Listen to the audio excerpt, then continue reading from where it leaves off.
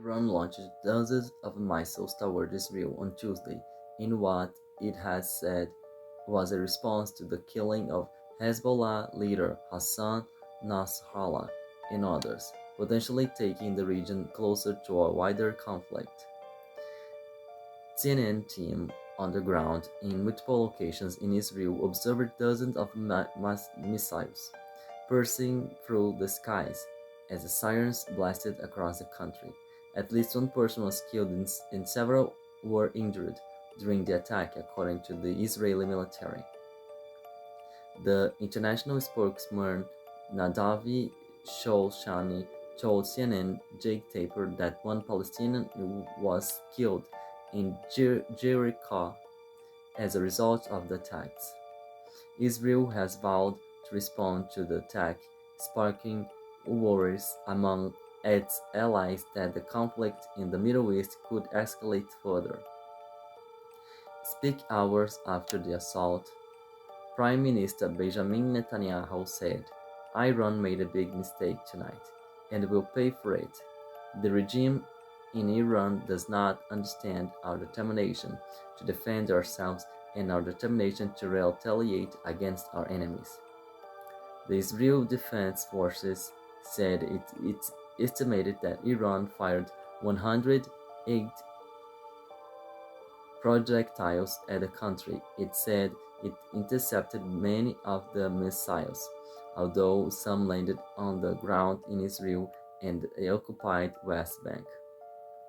U.S. Secretary of State Antony Blinken said later on Tuesday that the attack by Iran was effectively defeated.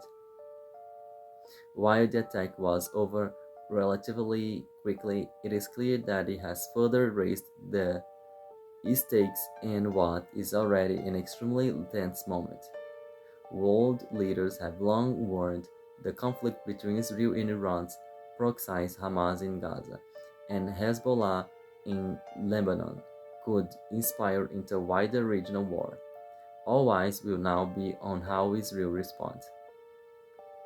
Yes, President Joe Biden said the United States was fully supportive of Israel, but he said his administration was still discussing with Israel what kind of response would be appropriate. "We are going to get all the data straight.